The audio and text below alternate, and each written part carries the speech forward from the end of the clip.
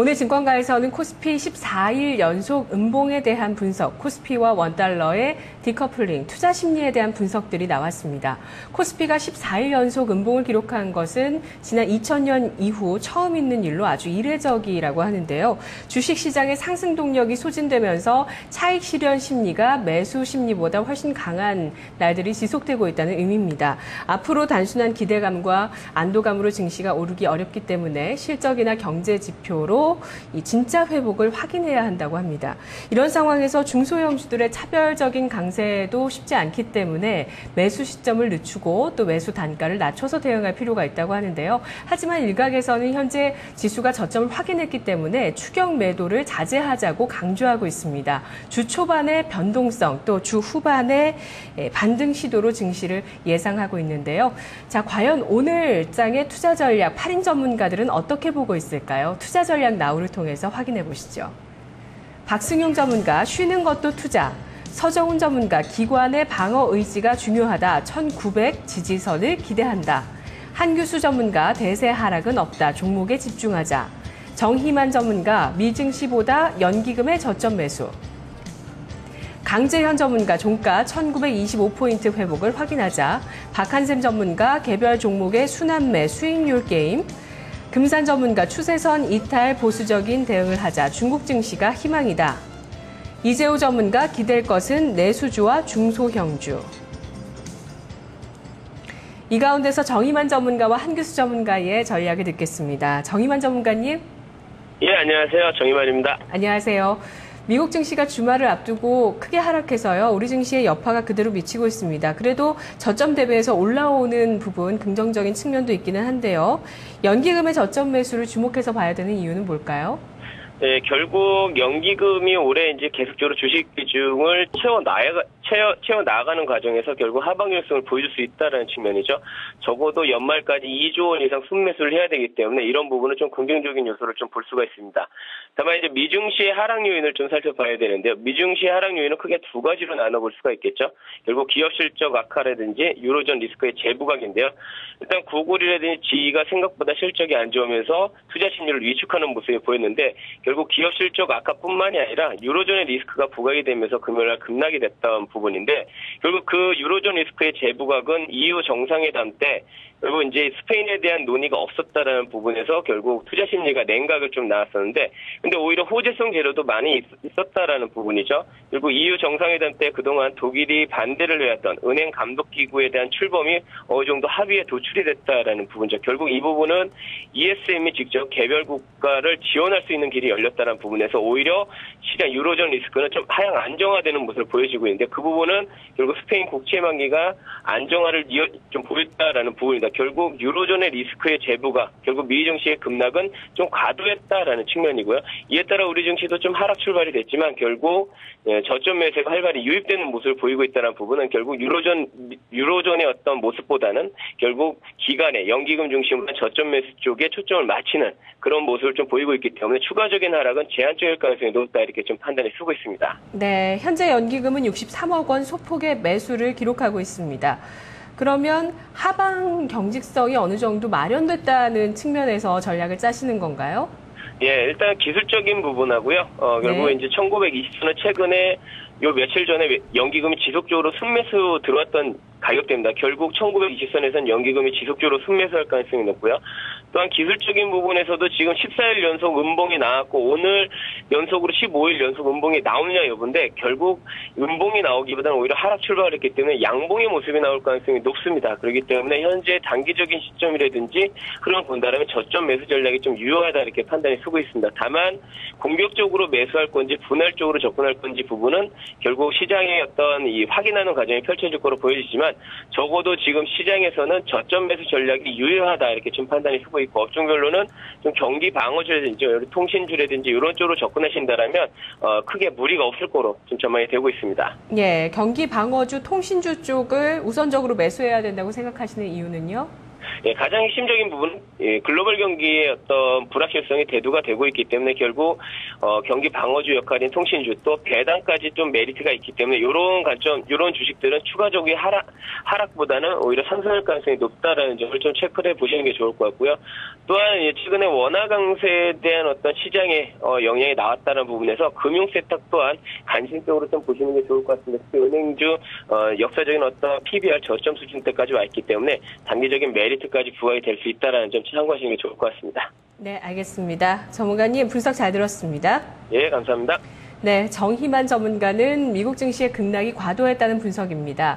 유럽의 리스크가 다시 부각된다는 측면에서 좀 심리가 과도하게 전개가 됐다는 측면을 보면서 우리 증시 오늘 저점을 확인하고 낙폭을 줄이는 점도 이런 대목을 반영한다고 보고 있는데요. 1920선 이하에서는 충분히 매수가 가능한 영역으로 보고 있습니다. 오늘 코스피 특히 15거래일 만에 양봉 가능성 보고 있고요. 경기 방어주 가운데서 통신주, 경기 불확실성이 현재 진행되고 있고 또 배당에 대한 매력이 있기 때문에 이쪽이 좋다고 합니다. 또 금융주 가운데 은행주, 원화 강세라는 모멘텀과 주가의 매력적인 수준에 놓여 있는 측면 이런 것들 감안해서 보고 있습니다. 통신주와 은행주 1920선 이하에서 매수 정희만 전문가의 전략이었습니다. 이어서 박승용 전문가인데요. 전문가님 안녕하세요. 네, 안녕하세요. 네, 박승용 전문가님은 쉬는 것도 투자라고 오늘 전해주셨습니다. 어떤 의미인가요? 일단 전 주말에 미국 증시가 좀 극복의 하락을 좀 보였고요. 그다음에 국내 증시로 봐서는 오늘 시가 대비 반등을 좀 보이고 있는데 장중 반등이 계속 오후장까지 끝날 때까지 이어질 것이냐를 먼저 봐야 될 것 같습니다. 최근 계속 화두가 좀 되고 있는 것 같은데요. 14일 연속 음봉이 나왔다는 것은 그만큼 매수보다는 매도 세력이 힘이 더 컸다라는 반증이고 거기에는 이제 외국인의 수급이 좀 안 좋았다라는 관점입니다. 오늘 이제 만약에 양봉이 전환된다면 단기적인 수급이 좀 받쳐질 가능성이 좀 높고 지수의 하락은 좀 제한적일 수 있겠으나 장중에 만약에 또다시 출렁거리는 어떤 흐름이 나오고 음봉이 좀 전환됐을 경우에는 지금은 당장은 아니겠습니다만 1900 위협선에 대한 부분도 어느 정도 고려를 좀 해야 되지 않을까 이렇게 좀 말씀을 드립니다. 네, 수급 주체의 움직임을 예측하기는 좀 쉽지 않다고 보시는 것 같습니다. 뭐 양봉, 음봉, 코스피 오늘 양봉이든 음봉이든 두 가능성 모두 다 열어두시네요. 네, 일단은 오늘 시초가가 워낙 좀 낙폭이 크게 떨어졌고 네. 5일선하고 이격이 좀 벌어져 있기 때문에 양봉 가능성은 어느 때보다도 높은 하루가 아닌가 이렇게 좀 봐야 될 것 같습니다. 네. 하지만 이제 과연 여기서 탄력적으로 그 지수를 비롯한 지수가 좀 어느 정도 안정이 돼야 종목들이 반등이 좀 나오거나 상승 쪽에 무게를 쓸 텐데 만약에 그렇지 않고 수급적으로 좀 받쳐주지 않는다고 한다면 상승을 한다 하더라도 제대로 된 반등이나 상승이 좀 나오기는 어렵지 않을까 이렇게 보고 있어서 지수로 봐서는 당분간 이제 올라올 때마다 좀 매물 압박을 받을 가능성이 좀 높지 않을까. 라는 관점에서 쉴 때 좀 쉬어보는 것도 낫지 않겠는가? 라는 관점입니다. 예. 언제까지 쉬어야 될까요?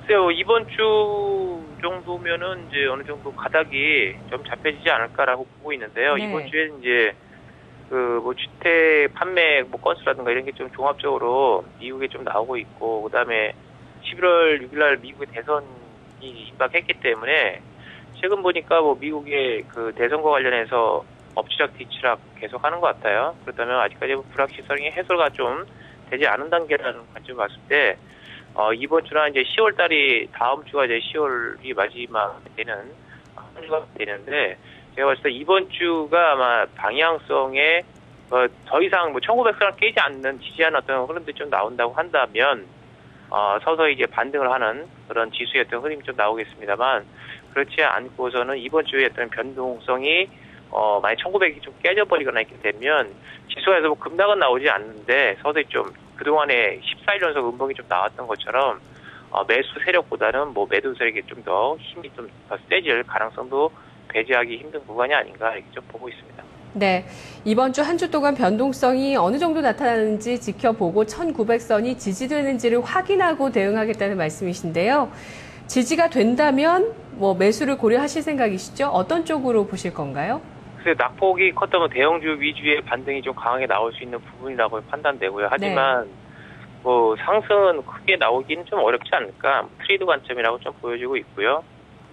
일단 1900선이 안착이 되면 최근 이제 그 코스닥의 중형주들, 중소형주들 이런 쪽이 상당히 좋았는데 최근에 이제 그 상승 종목보다 하락 종목이 더 많아지는 때인 것 같아요. 그렇다면 다시 중소형 뭐 재료주들 뭐 이런 것들이 다시 한번 반등이 좀 나오지 않을까 이렇게 좀 볼 수가 있겠고, 물론 거기에는 중소형주에는 이제 뭐 대선 테마주들은 좀 제외를 좀 시키고 실적을 수반한 종목군들, 그다음에 그동안에 이제 빛을 못 본 종목군들, 뭐 철도 관련주 뭐 이런 것들이겠죠. 뭐 그런 것들 다시 반등이 좀 나오지 않을까 이렇게 좀 보고 있습니다.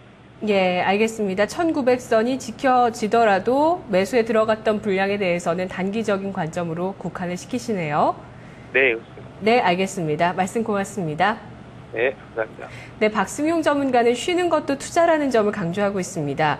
이번 주 오늘 또 반등이 나오고 양봉이 나오더라도 제대로 된 반등이 나오기는 어려운 여건이라고 하고요. 한 주 동안의 변동성이 커질 가능성이 높다고 보고 있습니다. 1900선이 깨진다면 추가적인 하락이 제한적일지라도 좀 더 지수가 어려운 국면을 이어갈 가능성이 높고요. 1900선 일시적으로 깨더라도 지지가 된다는 흐름이 확인이 된다면은 단기적인 매수 관점으로 접근을 할 거라고 하는데요. 낙폭과대주에 대한 트레이딩, 또 중소형 재료주나 실적이 뒷받침되는 종목, 또 테마 중에서는 철도주 쪽에 또 반등 가능성에 대해서 보고 있습니다. 전반적으로 1900선이 지켜지더라도 단기적인 매매를 통해서 수익률을 짧게 챙겨나가는 전략을 세우겠다고 합니다.